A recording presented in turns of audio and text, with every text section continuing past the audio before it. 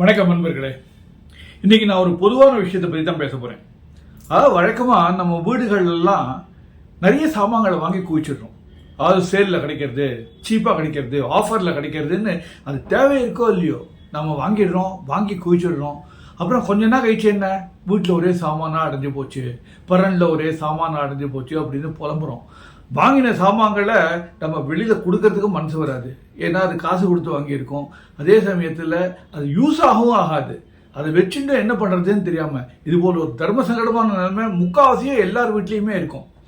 இதை பற்றி தான் சமீபத்தில் ஒரு பதிவு படித்தேன். அதாவது அமெரிக்காவில் பாஸ்டன் நகரில் ஒரு இந்தியன் கப்பல், நிஷான்னு அவங்க பேர், அனிருத்னு அவங்க பேர், ஹஸ்பண்ட் பேர். இந்த நிஷாவுக்கு இப்படி தான், ஏதாவது சேல் ஆஃபர்னு வந்துன்னா உடனே வாங்கிடுவா. அது தேவை இருக்கோ இல்லையோ வாங்கிடுவா, வாங்கிட்டு அப்புறம் பார்த்துக்கலாம் அப்படின்னு வாங்கிடுவா. அங்கே அமெரிக்காலெலாம் உங்களுக்கே தெரியும், இந்த பேஸ்மெண்ட்னு ஒன்று உண்டு. அந்த பேஸ்மெண்ட்டை தான் அவங்க குடோனாக யூஸ் கொடுத்துவாங்க. அந்த பேஸ்மெண்ட்டில் வாங்கின சாமான்லாம் போட்டு போட்டு போட்டு போட்டு குவிச்சுட்டு இது இப்படி போயிட்டு இருக்கு. அவங்களுக்கு 8 வயசுல ஒரு பையன். அந்த பையன் திடீர்னு கேட்குறான், அம்மா எனக்கு ஒரு சைக்கிள் வாங்கி கொடு, கியர் வச்ச சைக்கிள் வாங்கி கொடுன்னு. அவ்வளோ வசதிக்கு ஒன்றும் குறைச்சல் இல்லைன்னா 2 பேருமே வேலை பண்ணுறாங்க, வசதிக்கு ஒன்றும் குறைச்சல் இல்லை. ஸோ நேராக அடுத்த நாளே ஒரு சைக்கிள் கடைக்கு போகிறா. சைக்கிள் கடைக்கு போய் எந்த சைக்கிளை பார்க்கலாம் அப்படின்னு சர்வே. அப்போ 2 பெண்மணிகள் பேசுறது அவள் காதில் விழுறதில்ல. அதில் ஒரு பெண்மணி இன்னொரு பெண்மணி கிட்ட கேட்குறா, ஏம்மா நீ உன் பிள்ளைக்கு 10 வயசு பையனுக்கு சைக்கிள் வாங்கத்தானே வந்த, வாங்காத, அதான் பை நத்திங் இருக்கே, அதுலேருந்து எடுத்துக்கோ அப்படிங்கிறா. பை நத்திங்கா, இது என்னன்னு புரியல. இந்த நிஷா குழம்பு போயிடுறான், என்ன பை நத்திங்னு சொல்கிறாங்க இவங்கன்னு.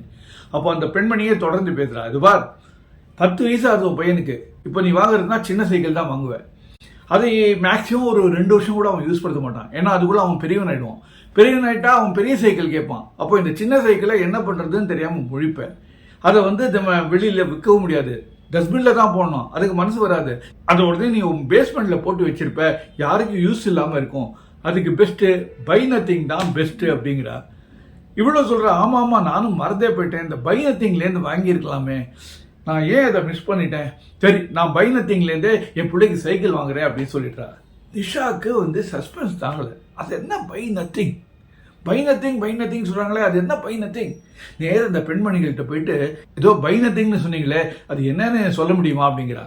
ஒன்று அந்த பெண்மணியை ஒரு அட்ரஸையும் ஃபோன் நம்பரையும் கொடுத்துட்டு, இந்த ஃபோன் நம்பரில் ரெபெக்கான்னு ஒரு லேடி இருப்பாங்க, அவங்களுக்கு ஃபோன் பண்ணிவிட்டு இந்த அட்ரஸுக்கு போங்க, அவங்க உங்களுக்கு எக்ஸ்பிளைன் பண்ணுவாங்கன்னு. அடுத்த நாளே ஃபோன் பண்ணிவிட்டு நிஷா அந்த ரெபெக்காவை போய் பார்த்து கேட்குறா, ஏதோ பை நத்திங் சொல்கிறாங்களே, இது என்னங்க இது பை நத்திங் அப்படின்னு. ஒன்று அந்த ரெபெக்கா சொல்கிறா, பை நத்திங்கிறது அது ஒரு ஃபேஸ்புக் குரூப்புமா, இல்லை ஒரு 1000லேருந்து 1500 பேர் வரையும் மெம்பர்ஸாக இருக்காங்க. அதாவது இந்த பை நத்திங்கை நானும் என் ஃப்ரெண்டு சேர்ந்து தான் ஆரம்பித்தோம். எப்படி ஆரம்பித்தோன்னா, ஒரு காலத்தில் நான் நல்ல வசதியாக தான் இருந்தேன், திடீர்னு என் பணம்லாம் போயிடுச்சு. நான் ரொம்ப ஃபைனான்ஷியல் க்ரன்ச்சுனா அப்படி ஒரு க்ரன்ச்சு. அந்த சமயத்தில் எனக்கு தெரிஞ்சவங்க, உறவினருங்க, இவங்க கிட்டலாம் சில திங்ஸை எனக்கு டெம்ப்ரரியாக பாரோ பண்ண முடியுமான்னு கேட்டேன். அவங்களும் உடனே பாரோ பண்ணாங்க. அதுக்கப்புறம் கொஞ்ச நாள்லயே என்னுடைய நிலைமை நல்லா இம்ப்ரூவ் ஆச்சு, ஃபைனான்ஷியலி நான் சவுண்ட் ஆகிட்டேன், திருப்பி நல்ல வசதி வந்துடுது.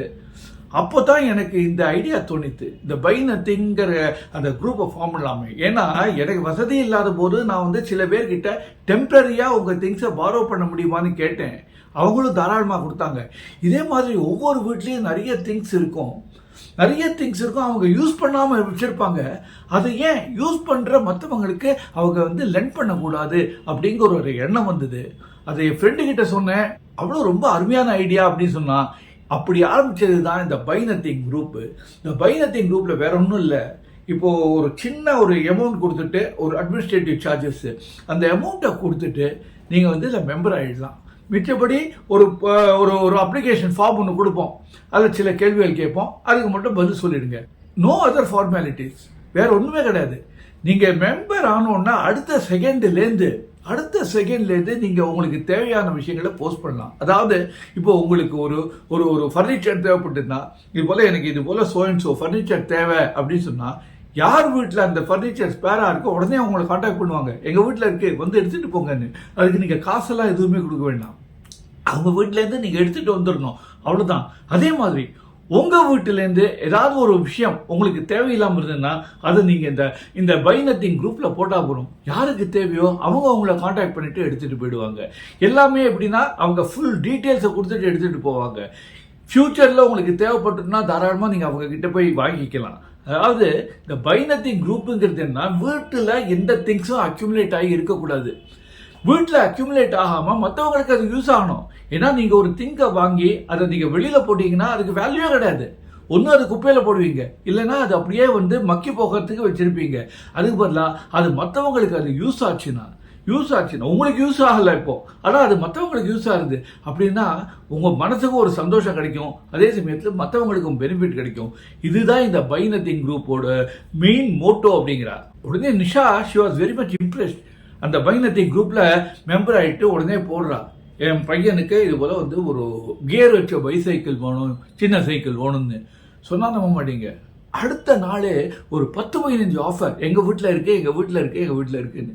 நிஷாவும் போய் ஒரு 2-3 அட்ரஸில் பார்க்குறா, ஒரு பைசைக்கிளில் எடுத்துகிட்டு வந்துடுறா, டீட்டெயில்ஸ் எல்லாம் கொடுத்துட்டு பைசைக்கிளில் எடுத்துகிட்டு வந்துடுறா.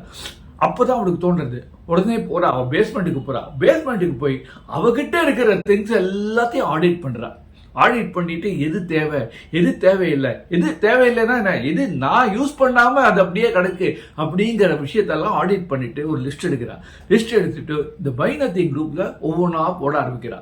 நிஜமாவே யாருக்கெல்லாம் தேவையோ அவங்கெல்லாம் அந்த திங்ஸை கலெக்ட் பண்ணிட்டு போனாங்க.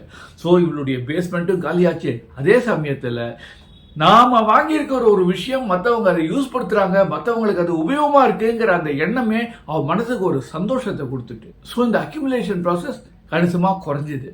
எனக்கு இதுதான் தோணிது, நாம ஏன் நம்ம நாட்டில் இந்த பை நத்திங் ஃபிலாசபியை அடாப்ட் பண்ணக்கூடாது அப்படின்னா, நிறைய பேர் வீட்டிலேருந்து அவங்களுக்கு தேவையில்லாத விஷயங்கள்லாம் மற்றவங்களுக்கு யூஸ் ஆகும்படியாக ஒரு சூழ்நிலை வருமே, அது ஏன் நம்ம பண்ணக்கூடாதுன்னு சொன்னேன். அது சாத்தியமா, நம்ம நாட்டுக்கு அது சாத்தியமா தெரியல, ஆனால் முயற்சி பண்ணி பார்க்கலாமே. என்ன நான் சொல்றது கரெக்டு தானே? முதல்ல நான் எங்கள் வீட்டு பரனை சர்வே எடுக்க போகிறேன், அதை ஆடிட் பண்ண போகிறேன். ஆடிட் பண்ணிட்டு அதில் என்னெல்லாம் வேணும் என்னெல்லாம் வேண்டாம் அப்படிங்கிறத எடுத்துட்டு தேவையானவங்களுக்கு கொடுக்கலாம். அப்போது நம்ம இந்த பை நத்திங் குரூப்பை ஆரம்பிக்கலைன்னா கூட இந்த திங்ஸ் எல்லாம் எடுத்து, தேவையில்லாத நமக்கு உபயோகம் இல்லாத நாம் உபயோகப்படுத்தாத திங்ஸ் எல்லாம் எடுத்து நாம் ஏதாவது ஒரு ஆர்ஃபனேஜுக்கோ இல்லை வேற ஏதாவது ஒரு நீடி ஹோமுக்கோ கொடுத்தானா அவங்க யூஸ் படுத்துவாங்களே.